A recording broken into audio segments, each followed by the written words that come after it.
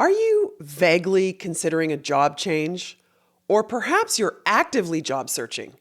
No matter your job status, you need an updated and optimized resume.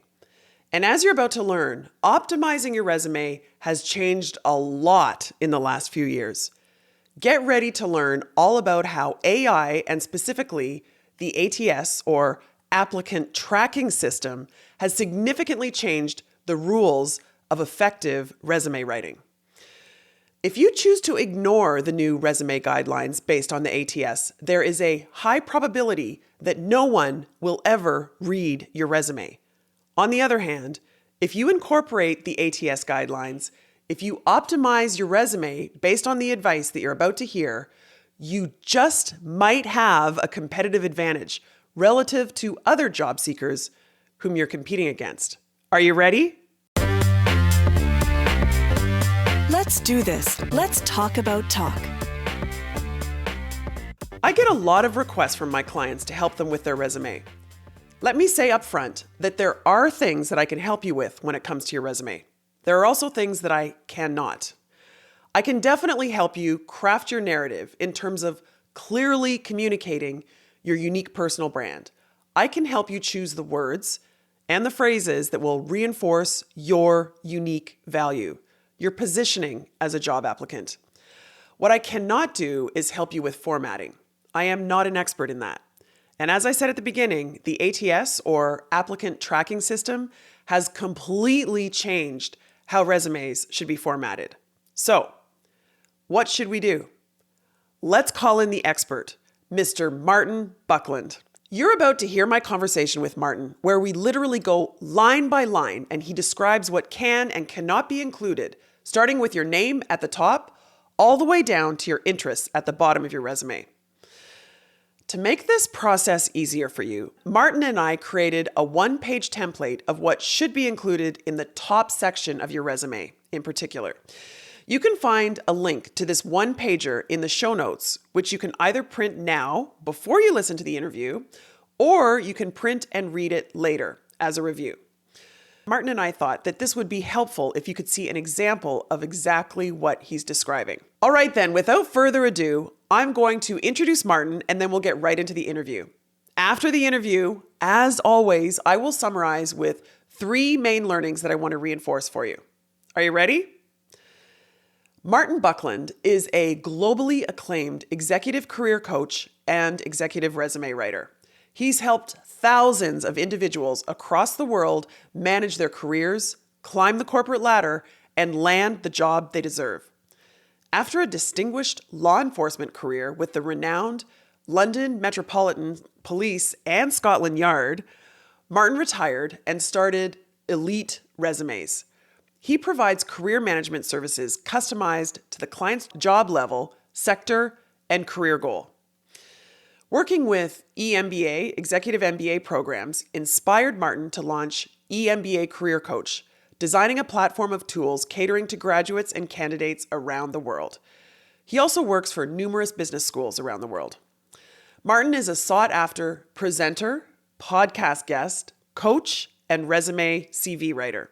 He frequently presents to large and small audiences and facilitates intense workshops as an authority in all pillars of career management. He enjoys delivering what he lightheartedly calls the career management gospel according to Martin.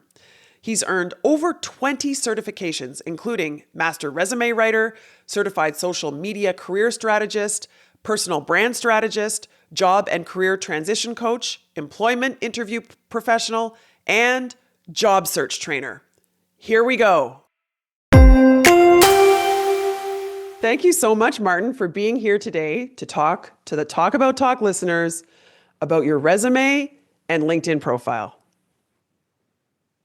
You're very welcome, Andrea. It's a pleasure to be here. Thank you for inviting me.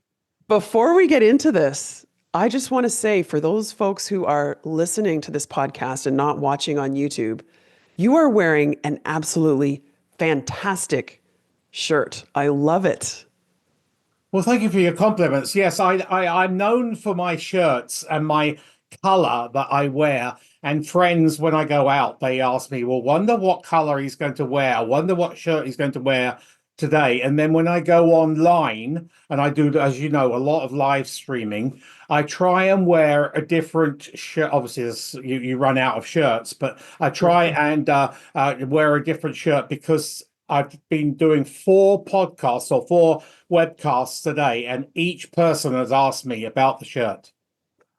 So this is a particularly remarkable shirt. Now people are going to want to go to YouTube to see this, or maybe I'll put a photo of us in the show notes so people can see it. Oh, It's sure. fantastic. Thank you. This is your 4th time on camera today. Yes. Yes. The first one was at 4 a.m. this morning. Wow. Okay. And behind you, for those people who aren't watching this on YouTube, you have 9 clocks that are all set for different time zones. So clearly you are coaching and doing workshops all over the world. That's right. Yeah, I have clients right now in 31 different countries. Amazing. Okay, so let's get into this then. Before we get into what does the ideal CV or resume look like, I have a perhaps more general question, which is, what's the difference between a CV and a resume, or is there a difference? Well, that could be a long-winded question, but it really the CV, traditional CV, is known, or resume is known as a CV in Europe and certain parts of Asia and Middle East, and then a resume is known here in the Americas and certain other parts of the world. So basically, they are the same documents. However, let's go down to drill it down a little bit further. A traditional CV is reserved here in North America for somebody like a scientist, a physician and surgeon, somebody in the justice system, a judge, or subject matter expert. But and that's called the curriculum vitae. Yeah, Right. That's right. I know that from being in academia. that's It's right. a Yeah, different sort of document, and that's not necessarily what we're talking about. So I'm yeah, going to try and stick to the right vocabulary here, and I'll be asking you about a resume.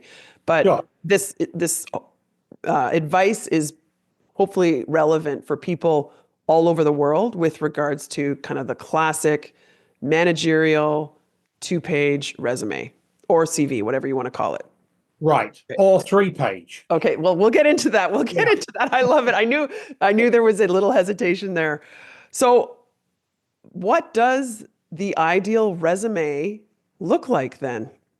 Okay, so there's 3 different types of resumes. So there's the functional, which I used to write when I first started writing resumes or CVs 31 years ago. That's a skills-based resume. And then there is the reverse chronological, which is sort of self-explanatory. And Yep. then there's the combination. So a combination of the functional and the reverse chronological. And that's the resume, the CV of choice today. And you cannot afford to go out of that particular format, the combination, because today we've gone into the technology age where candidates, when they apply for jobs, aren't screened by human eyes initially. They are screened now. Sadly, I don't like it, and many other people don't like it, but we have to abide by technology, and it's built around a certain format and a certain content. And as you know, Andrea, you cannot beat a computer, but you can at least try and match it. Right. It's like understanding the algorithm of LinkedIn, which we're going to get to in a Sure. moment here. But so understanding what it's looking for. I was going to ask you about the do's and don'ts in terms of making it through the AI screen in a minute. But let's go back to, you talked about a functional versus a chronological CV. So I had heard that, I guess, humans, when they're reading a resume, prefer chronological because it gives a structure that our brain can understand. It tells a story, a chronological story. And sometimes people would even in their minds question whether, if someone created a functional resume, if they were trying to, hide something or create some confusion because maybe they took a big break and they were trying to hide it. So can you elaborate a little bit on why you're recommending or hearing that people are preferring the combination and what specifically that might look like? Well, a combination really above the crucial part of a resume CV today is what I call above the fold on the first page. So that's the top third of a page. That is your sales proposition. Yes. And so you have to get it correct, and it has to you have to get cross the T's and dot the I's in the right sections. That translates it, takes it from a traditional reverse chronological, which is a no-no today because it won't go through the ATS, and it takes it away from the skills-based resume. But you're right. Yes, we used to it used to be when somebody was received a skills-based resume many years ago, it used to put a lot of, well, question marks in people's mind. Why is this person reverted to a functional rather than a chronological? But now all resumes, CVs are combination of the two. So you mentioned ATS. What is ATS? So it's called Application Tracking System. It's the acronym for Application Tracking System. So your resume, your CV, if you were to submit to a corporate job or an NGO job or even the government, municipal, federal, local, or whatever, it's sadly fed into. It's not read by human eyes. It's fed into a computer and pulled out based on a certain format and a certain content. Right. You have to get that content right. So, in other words, one character wrong, one line wrong, one bullet wrong, even, and you're gone. It's that sensitive. So, I've had many clients who've just had one minor mistake, and they've been in job search and they're close to running out of money and they're panicking, they're frustrated, and their social or their family life is falling apart because of this situation. It's just 1 5 minute change, and then they get interviews. Wow. Okay, so bring it on. What are some of these things that we need to be aware of? Well, shading. You can't have shading. I mean, that's a pretty simple thing. People have a lot of shades in their resume. Each block of shade creates an extra page. So, if you've got three different types of shades and you've got a traditional 3 page resume, that means it's going to go to 6 pages. And then this is the crucial thing. They have their name and they have all their contact info. And maybe down the left-hand side, they have their skills. Well, the text within that shade cannot be read by the scanning machinery. So nobody will know what their name is, let alone their email and how to contact them and everything else. Because of the shading or because it's in a box to the side? Because of the shading, because so the text. So two things: you can't have the shading, and that every block of shade creates an extra page, and then the text within that shading, then you can't read. The scanning machinery doesn't read, so zero comes out. So they won't even know your name. Yeah, this is critical. This is critical. So yeah. So people. Black on white, right? Black copy on white paper, no shading, no color. Let's just have a little bit of color. You can have maybe a color border, but you can't have shading. You can't have underlines. You can have hyperlinks, but you can't have underlines. Limited bolding, and we'll come to bolding in a couple of minutes. Okay. You can only have one block of text of 4 lines or more, and the rest has to be 3 lines. You can only have squares or small circles as bullets. So, some people have those graphics and whatever. Every graphic. So some people put the little, I don't know what it's called. Well, the receiver for their telephone number, and their, little envelope for their email. Well, every one of those graphics again creates an extra page. Wow. Okay. Okay. So it's very, very particular, and it's sad that many people who are a perfect candidate, but they've got 150% of the skills needed or required, and they'd be a perfect candidate, they'd be a perfect employee, but they're counted out just simply because technology.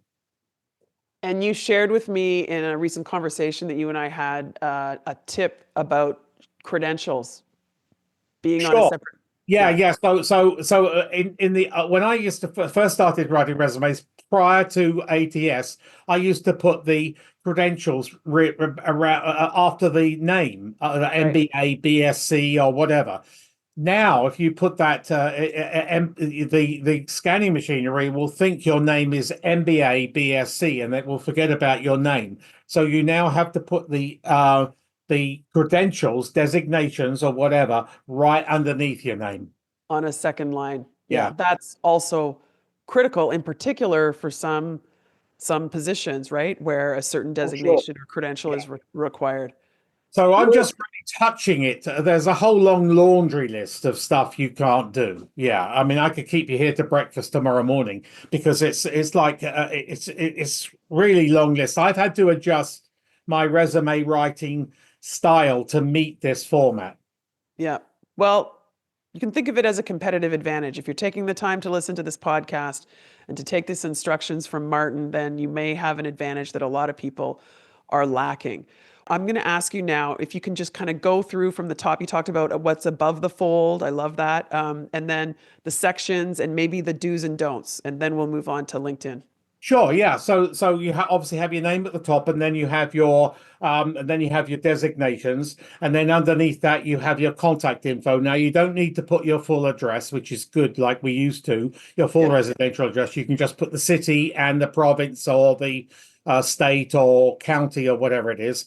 But you must have these four key things. You must have your phone number.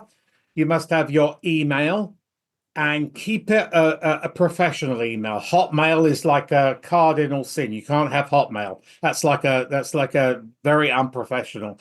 And then you need to have your LinkedIn address Yep. customized, and we're going to talk about that when we come to LinkedIn. And just recently, I'm going to say in the last 6 or 8 weeks, you now need to have your 10-digit Zoom address on your resume.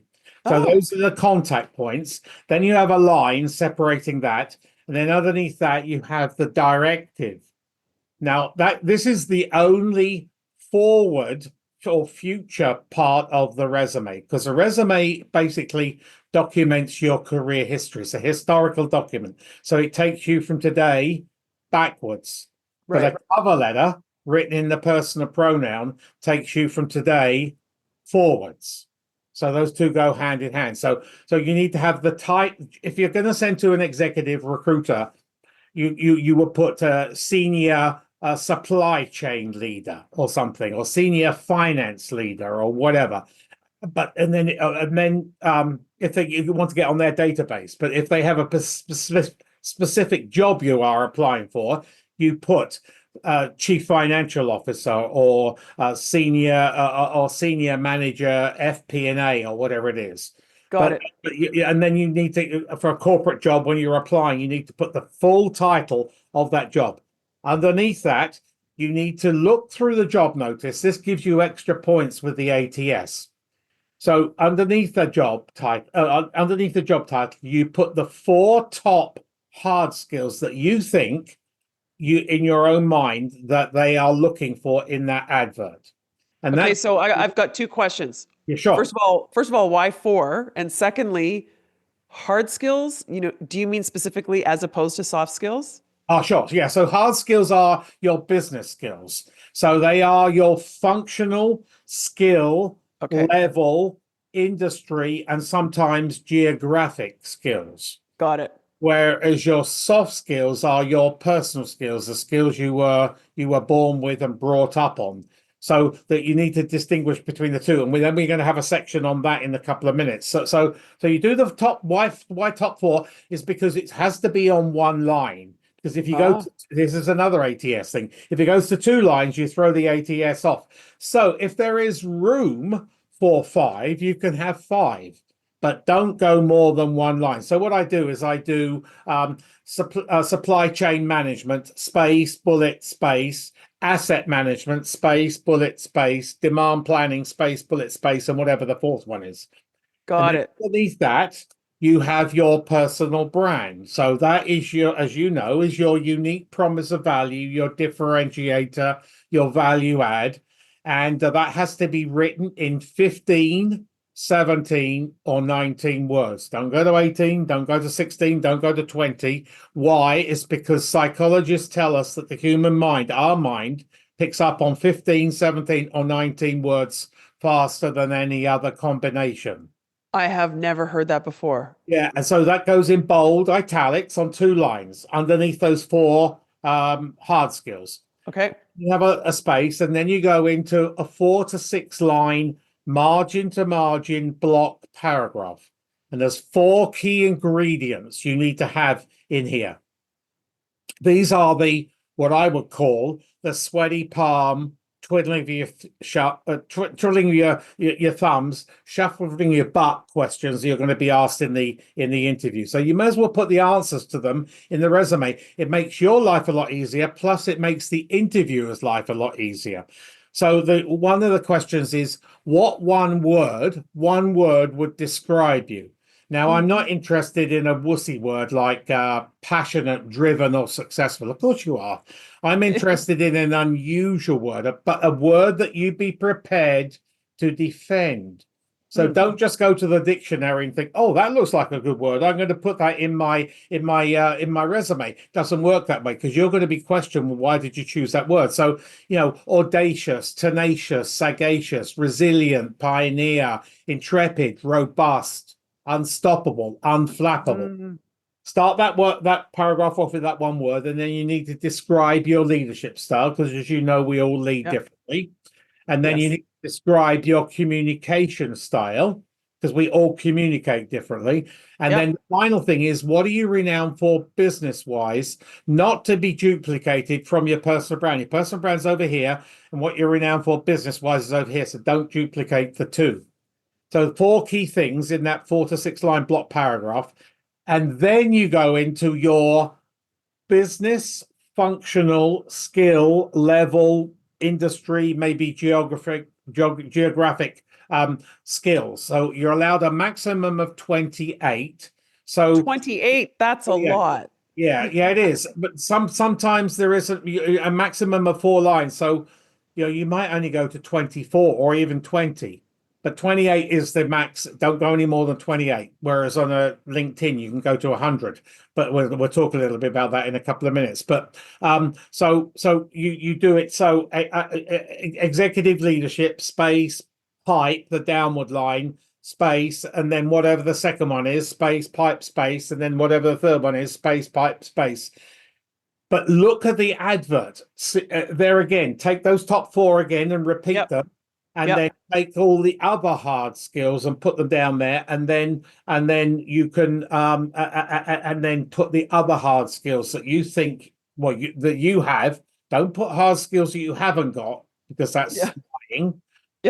Embellishing, and that's not called for. But get about 20, 20, 26, 28. If you can get 28 in, that would be good. And then, so now you're a third of the way down the first page. If that's the top of above the fold. Now you go into reverse chronological of your work experience. Okay, so when you go into a job search, people don't know how. They're salespeople. They're nothing to do with finance or supply chain or marketing or whatever. They are selling themselves. The 3 worst functions for resume writing are sales, marketing, and human resources. Why is that? You would think they would be the best. Well, they can sell anything, but they can't sell themselves. Yeah. And and never repeat an action verb. So when we come into the professional experience, start repeat an action verb between page 1 and page 2. You can repeat it between page 1 and page 3. Okay. So, I see on a sales resume, increased. Well, how boring is that? What about propelled? What about catapulted? What about elevated, raised, boosted, uplifted? There's so many other action verbs. It excites the audience at the other end as well. And it also shows you have a good command of English. So the algorithm doesn't care that you have synonyms and a great vocabulary, right? But the algorithm is looking for things. So you've switched now from at the top third, the above the fold.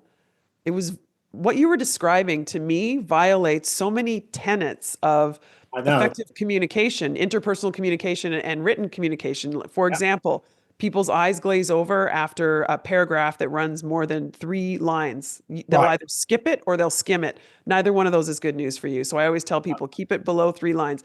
And if you're making a list, I would say at most it's a 3 by 3, right? You have 3 columns and 3 rows, and you're saying 28. Wow. So the top part is really written for the algorithm, for the Exactly. ATS. Yeah. Yeah.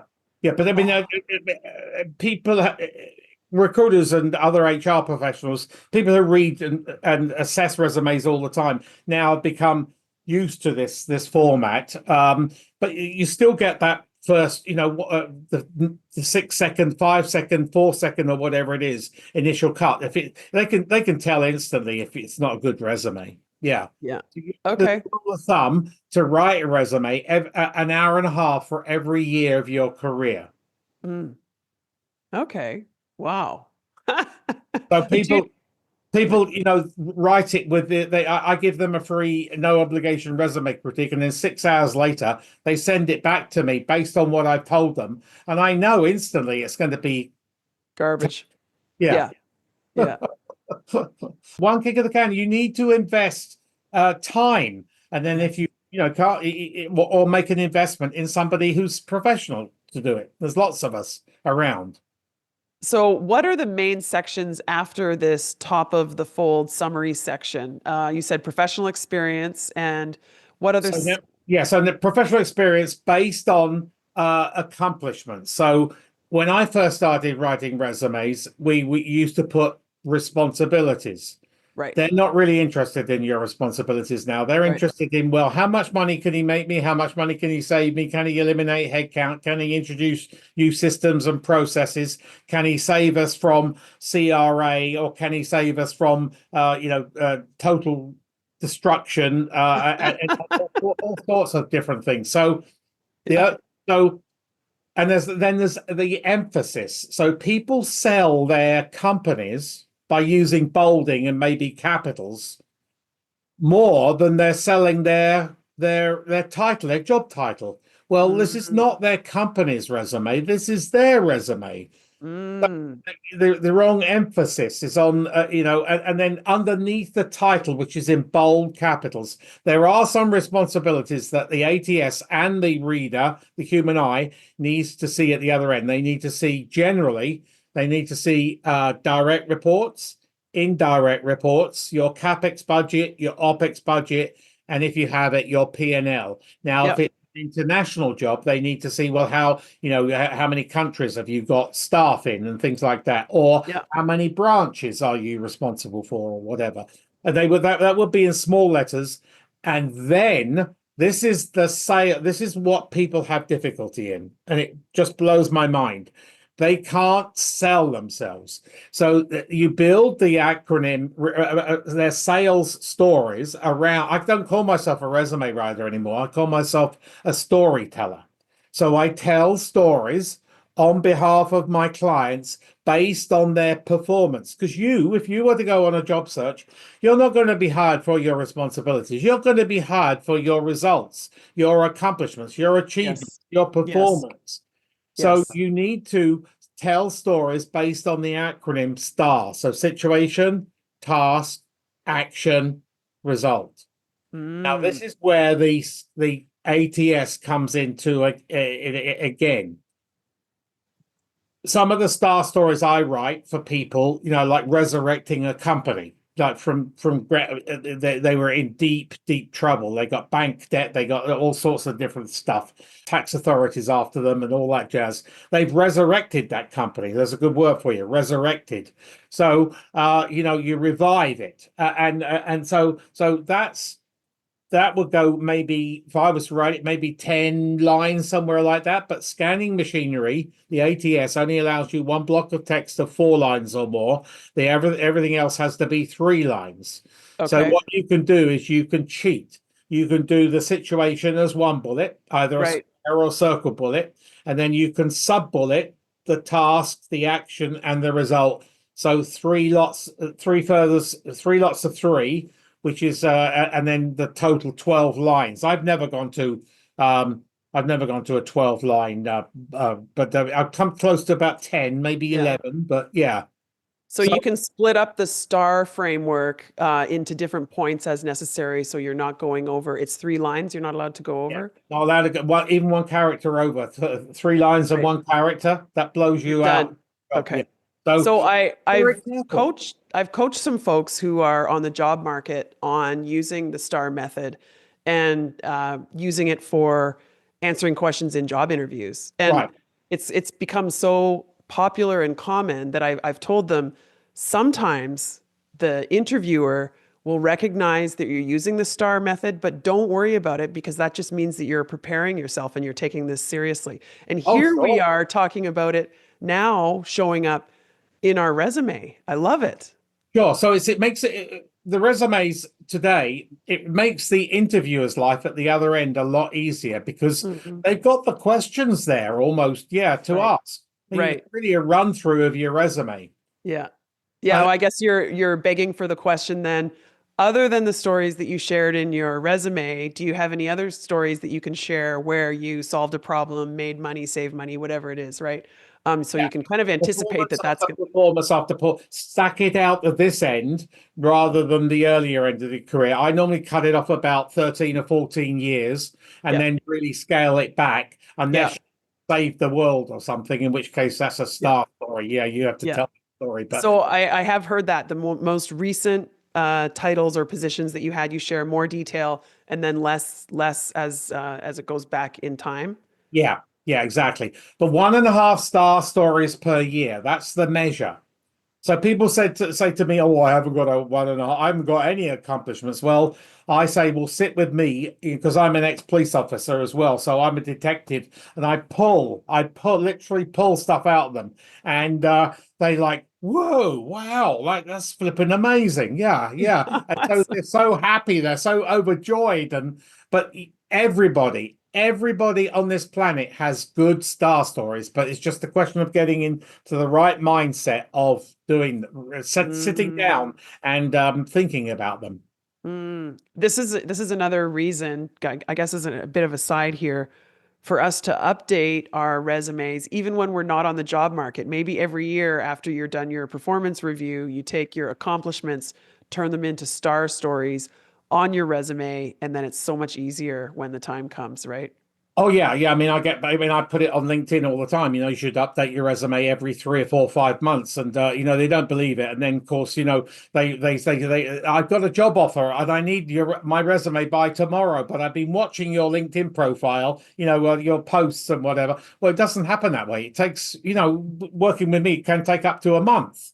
But and they're so frustrated. Yeah, but they'll always have your resume prepared because tomorrow, Friday, or next Monday, next Tuesday, an executive recruiter could call you with your dream job, the job of your dreams, and you don't know how you haven't got an up-to-date resume. Yeah, right. So, what proportion of the space of your CV, whether it's 2 or 3 pages, as you were saying, should your professional experience take up, and then what are the sections after that?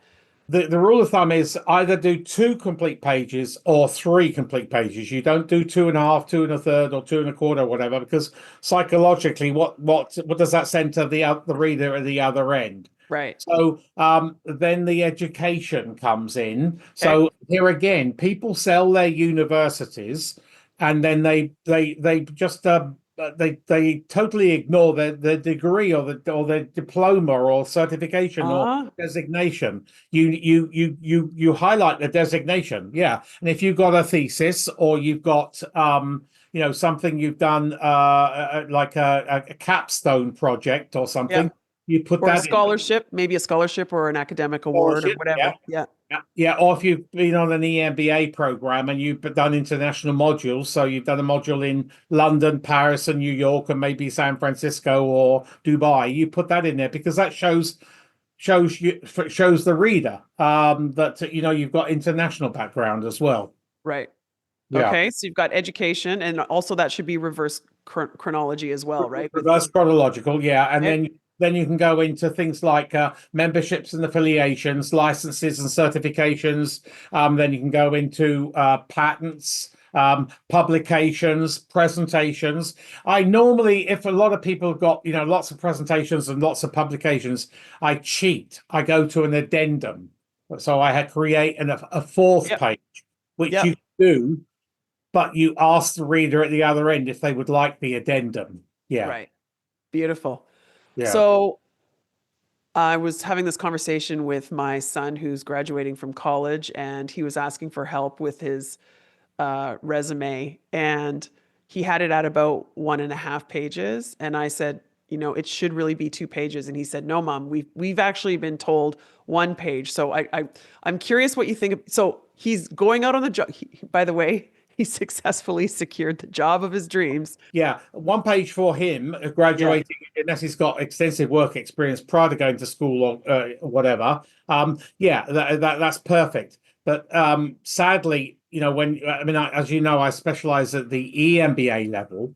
So the career services at lots of business schools, they don't, they're vastly out of date. And Yes. I've got a cat walking in front of me. You can see that. I just saw a white tail go by. That shows I work from home. That's awesome. So That's anyway, awesome. so yeah, so 1 page is like, no, you can't create an ATS friendly resume on 1 page.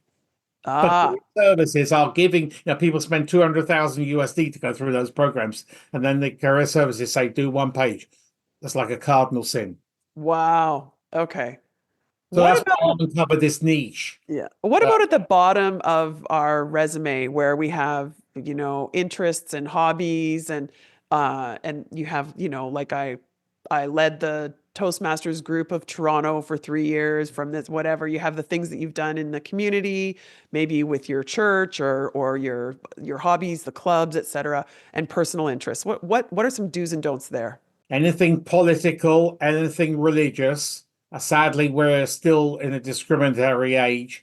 Unless you're applying to a political party, unless you're applying to a faith-based organization, then put it in, but leave that out because we can still discriminate against you. But yeah, and if you've got some community Red Cross or you've got Princess Margaret or something, or something in the community, and you've raised money, then put that in. There are exceptions to that rule. I mean, I've had one client who's climbed Mount Kilimanjaro, Mount Everest, Mont Blanc, the 5 top mountains in the world. Well, what does that tell the reader at the other end? There's a lot of persistence. Yeah, Right. maybe. You're reminding me of a conversation I had with a client a couple years ago, and I was coaching him on his personal brand. And about 3 sessions in, it was our third coaching session, he said, "Sorry, I look like such a mess. I just came in from a run." And I said, "Oh, this hasn't come up in our conversation yet. You're a runner." He said, "Oh yeah, I've run several marathons. In fact, I'm training for the." And I was like, "How did this not come Yeah. up?" He said, "I don't think it's relevant." I Well, said exactly what you just said. It's very relevant. yeah. First of all, it's interesting. Sure. Secondly, it shows that you have discipline Yeah. and it shows that you have perseverance, especially because it is an endurance marathon, right? And Oh, sure. so we ended up putting on his LinkedIn profile on the headline, we added avid runner, and his banner image is a picture of him at the starting line of some marathon that he ran, I think in Africa or somewhere. And Oh, right. Yeah. yeah, Those crazy ones across the desert. Yeah. yeah, They go for yeah, days. Oh my gosh. Yeah. Yeah. yeah. So, But that tells so an employer yeah, how there's tons of hard skill, well, many soft skills that go into that. Yeah. yeah. So, I remember again, this was when I was much earlier in my career. It wouldn't show up in my resume now, but when I was a 20-year-old, when I was 18, I skated in the closing ceremonies of the Olympics in Oh, okay. Calgary in Yeah. 1980, and I carried the Canadian flag into the stadium. Okay. Sure. This was Yeah. so I had under interests and hobbies, I said ex-competitive figure skater, carried the Canadian flag, la la la.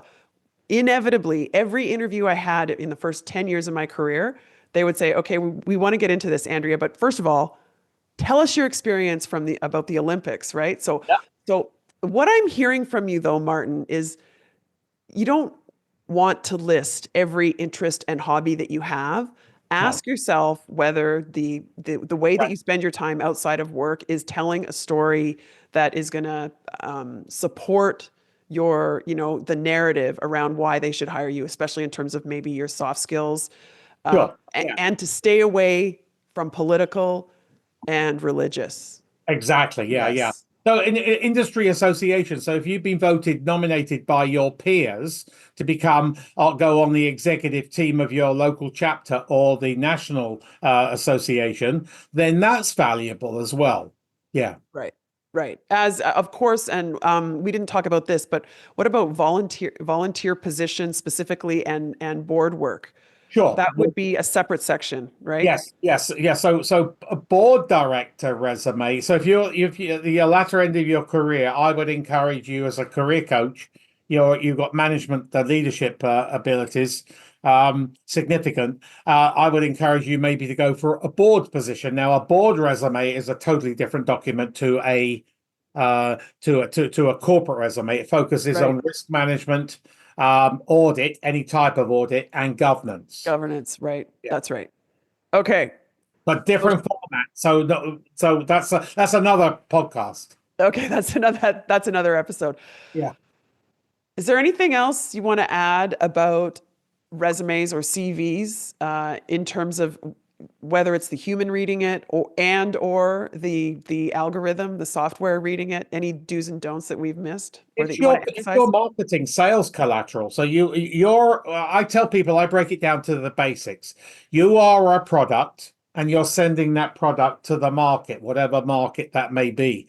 So the package for that product is your resume on one side, your CV, and then your LinkedIn profile on the other side. So don't mess around with either or. You've got to have them as close to perfect as possible. But there is no such thing. I'll admit there is no such thing as a perfect resume or CV, but you can get pretty damn close. Yeah, I talk about updating is one thing and then optimizing is another. Okay, so let's assume that people have we'll move on to LinkedIn profile now. What are the most important elements in terms of, where you can optimize your profile on LinkedIn? Okay, so the number one is you should have a professional picture of yourself.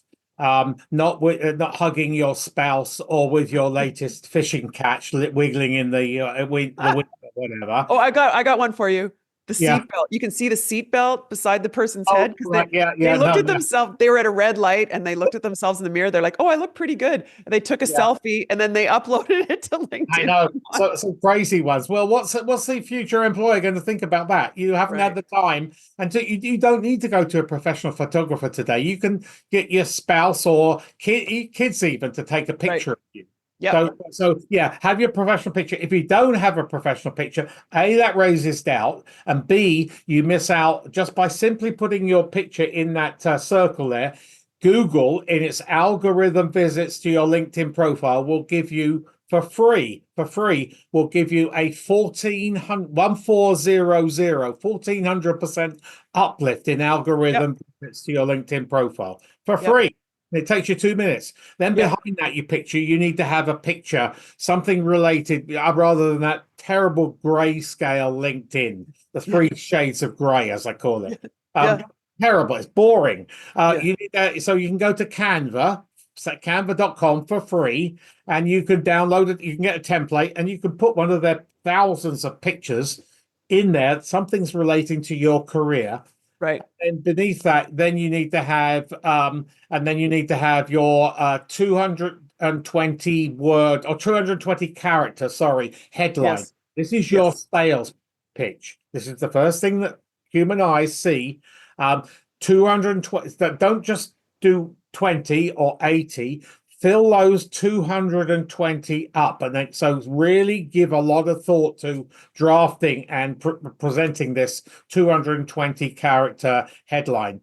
And then you have your the contact info. So you need to customize your LinkedIn URL. So when you join LinkedIn, they give you a default address, and you have numbers and letters after your name, or letters or numbers. Yes. So now you need to go and take those letters and numbers out after your name for two reasons. A, it's far more professional, Yes. and you put that new one on your LinkedIn profile. And B, here again, Google can be your best friend. It gives you another 400% uplift. So having a picture in the circle and having your customized LinkedIn address, Google for free will give you an 1800% uplift in algorithms traffic to your website. So yeah, so then you need to start filling in all the sections. So the more text you put on LinkedIn, the more Google will like you. You've got to bend to Google. Google is your boss.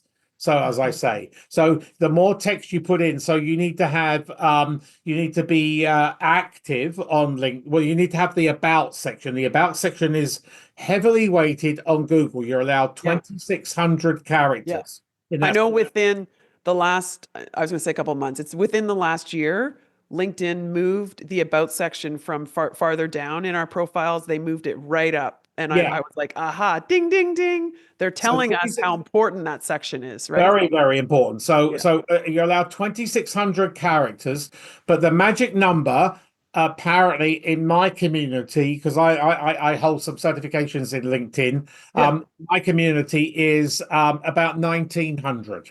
So don't go to 2,600. Keep it to about 1,900. Okay. Next section down is activity.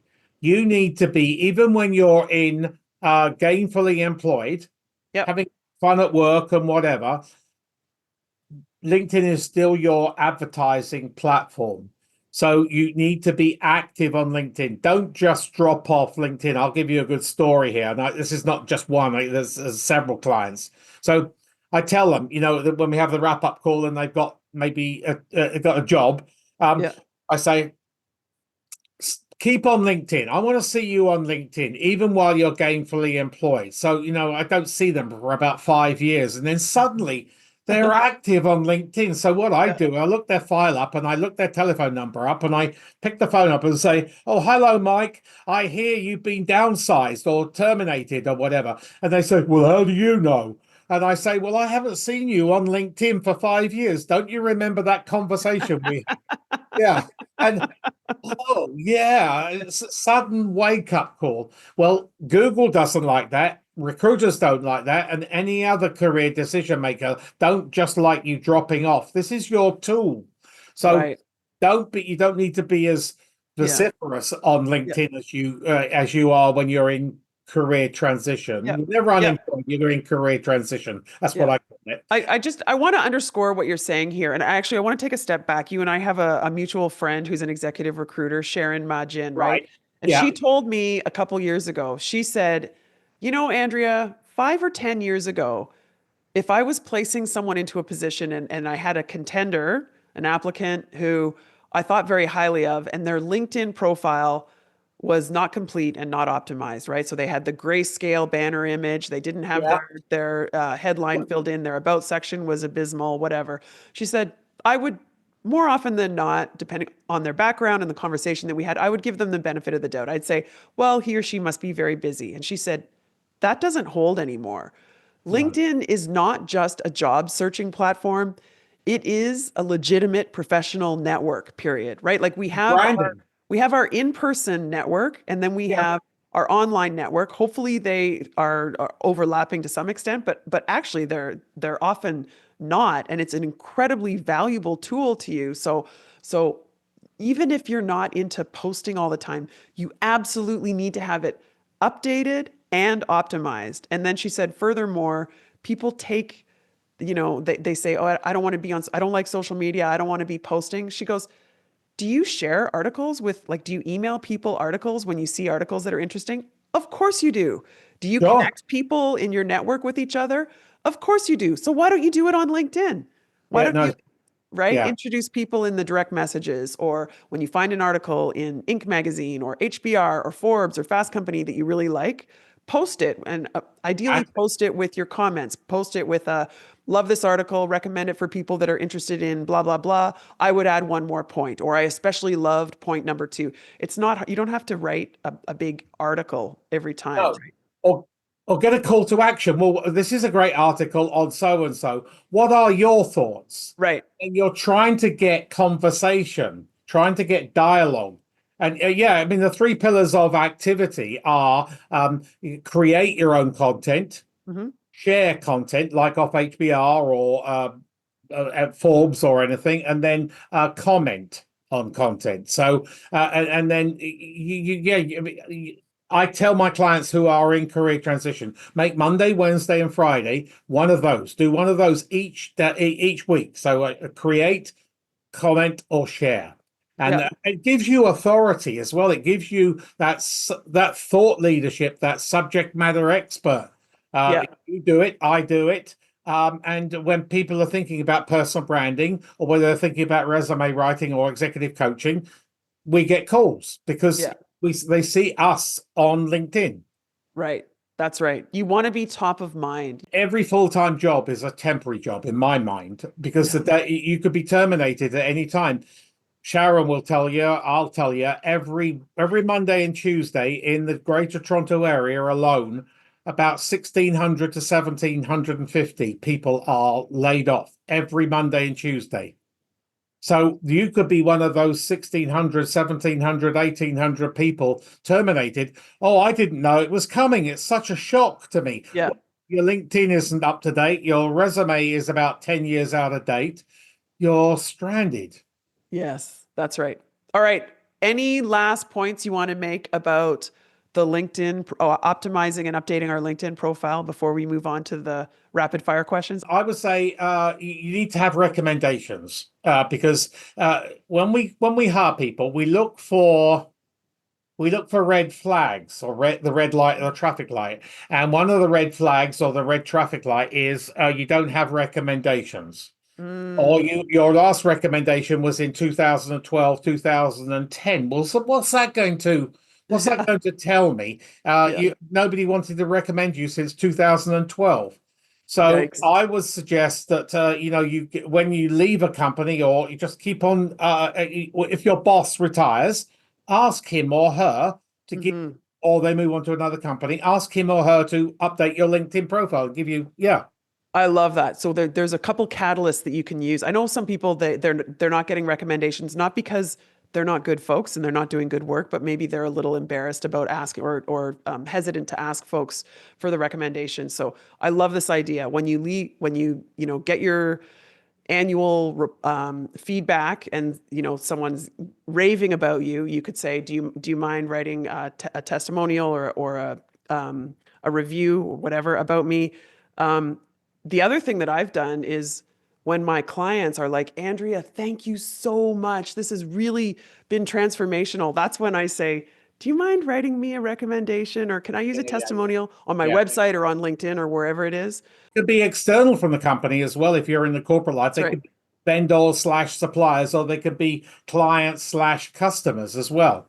That's right. Or if you just graduated out of an EMBA program, one of your professors and a couple of your cohorts.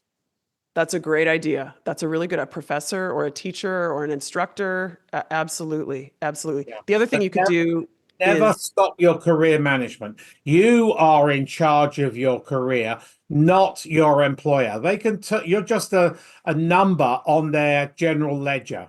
And when they hit times where cash flow may be bad or they're changing direction or something else, it's often not against you, right? Because of circumstances maybe beyond their control or definitely beyond your control, that they decide to let you go and you're just left out stranded. Right. Always get a LinkedIn profile recommendation written that your company will give one or two to you when you're terminated in your when you go into a company in your job offer. Beautiful. Absolutely. Absolutely. You have to be prepared for being terminated when you go into a job. It's crazy world.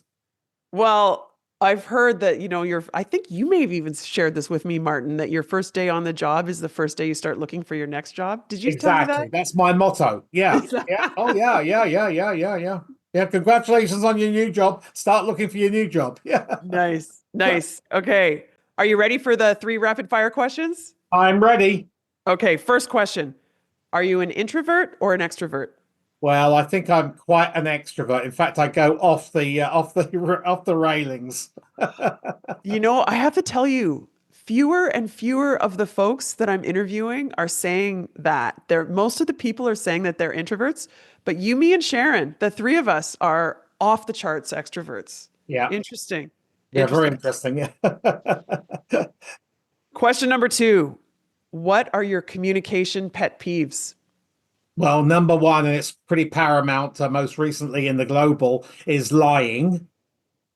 Uh, Yeah, not being honest with people, and not being open and open and frank. There's nothing wrong in being open and frank and being courteous. Courtesy costs nothing. Courtesy costs nothing. I love that. Okay. Question number 3. Is there a podcast or a book that you find yourself recommending lately?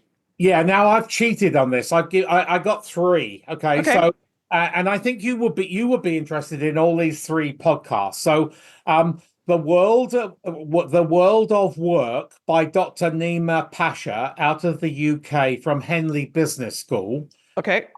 And that she has some fascinating. I've met her a couple of times, Yeah. and she has some fascinating guests.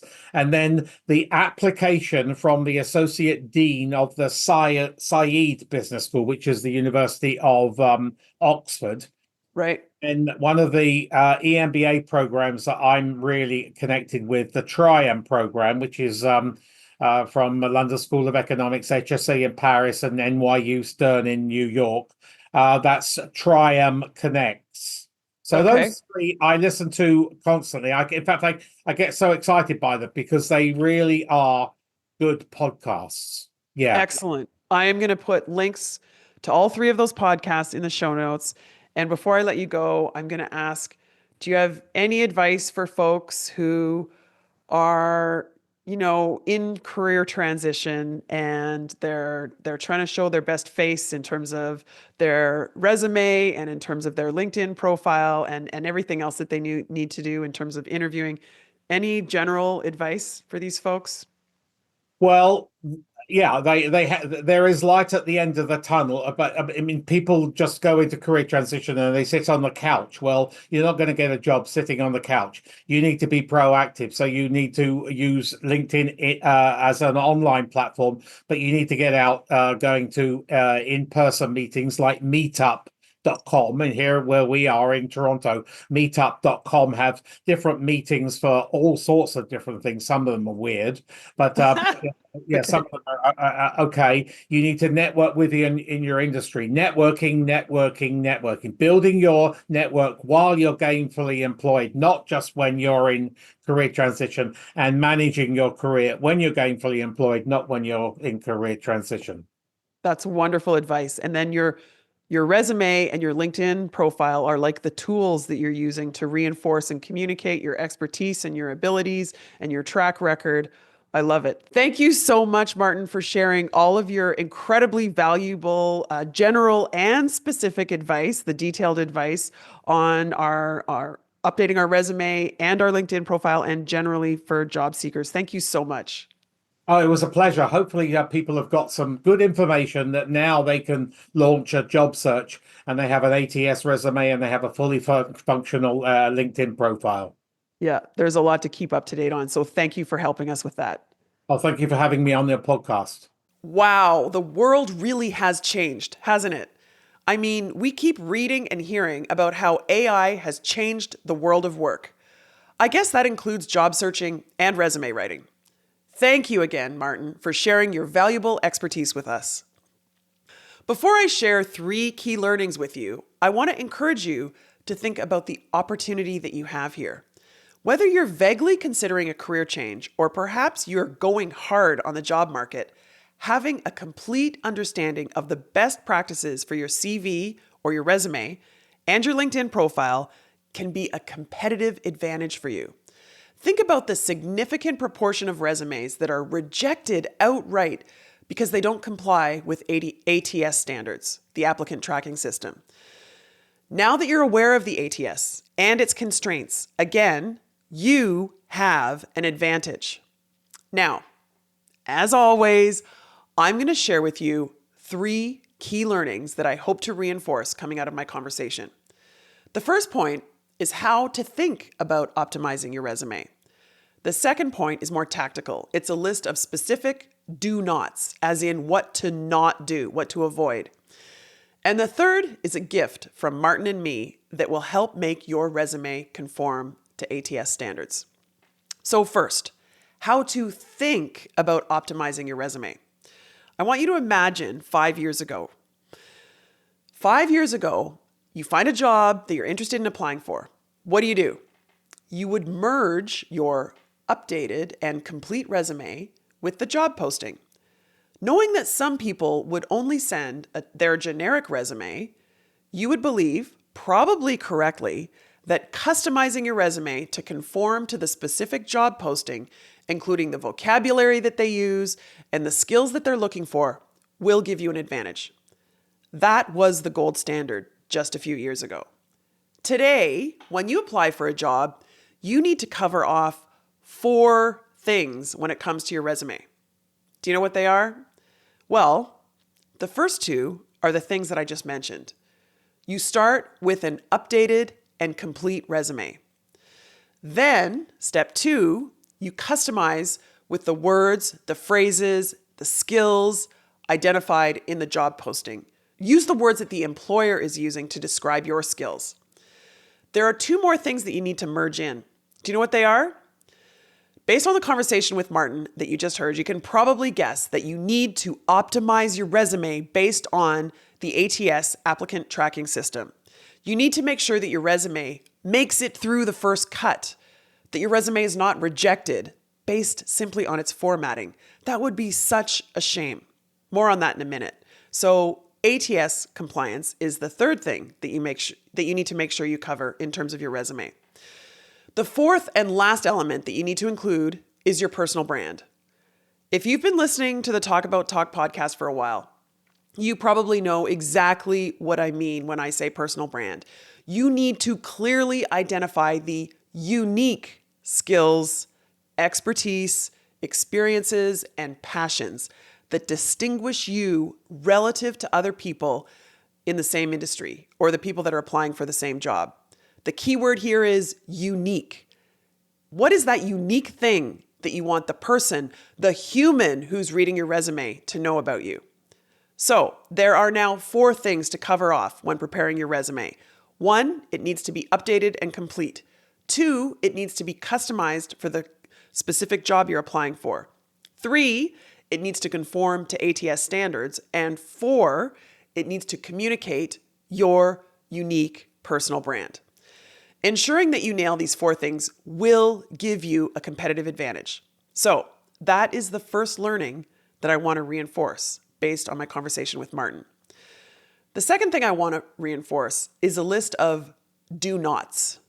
Sure, I could list a bunch of things that you should do, but instead, I'm going to focus on the do nots. These are the things that I want you to avoid. Sometimes this type of list can be even more helpful, especially when you're hoping to not get booted out by the ATS. So here's the do nots. First, do not put your credentials like BEng, Bachelor of Engineering, or MBA, or CPA, or whatever, on the same line as your name. If your credentials are on the same line as your name, the algorithm will think your credentials are part of your name, and then you won't get credit for your credentials. So put your credentials on a separate line. Do not put them on the same line as your name. Second, do not put your full address. It's a waste of space. Just put the city and the state or the province. The next thing, do not use shading, as in no pale gray or pale blue blocks. Stick to an all-white background, and in many cases, all black fonts. Next, no underlines. Yes, you can have hyperlinks, but otherwise do not underline anything. Next, no fancy bullets. You have an option of using dashes or small squares or small circles as bullets. But if you use a fancy bullet, there's a chance the ATS will think that it's an image and it'll print the bullet out as a whole page. disaster. Next, similar to the bullets, no images, icons, or emojis. Every one of these graphics, again, creates an extra page in the ATS. There you go. That's a preliminary list, the secondary learning that I want to reinforce with you, this list of do nots. Now, the third and last learning. It's actually a gift from Martin and me. It's a document that very clearly outlines exactly how your resume should look, as he says, above the fold. It's the top third of the first page, from your name and designation to the various summaries and down to the list of your specific skills. We've made it very easy for you to find this document and to download it. You can find the link in the show notes, however you're listening to this podcast, or you can go to talkabouttalk.com/ATS. That's talkabouttalk.com/ATS. And that is everything for this episode. I don't know about you, but I personally learned a lot. Thanks again to Martin Buckland. You can find all of Martin's coordinates in the show notes for this episode. And my coordinates are there too. You'll find a link there to sign up for my free email newsletter. That's like getting free coaching from me every 2 weeks. There's also a link to my LinkedIn account, so you can follow me there and maybe even send me a DM, a direct message. If you enjoyed this Talk About Talk podcast, please make sure you subscribe. And don't forget, you can also watch Talk About Talk on our YouTube channel. Yes, you can watch the Talk About Talk podcast. Whether you're watching or whether you're listening, I want to conclude by saying thank you for being here. Talk soon.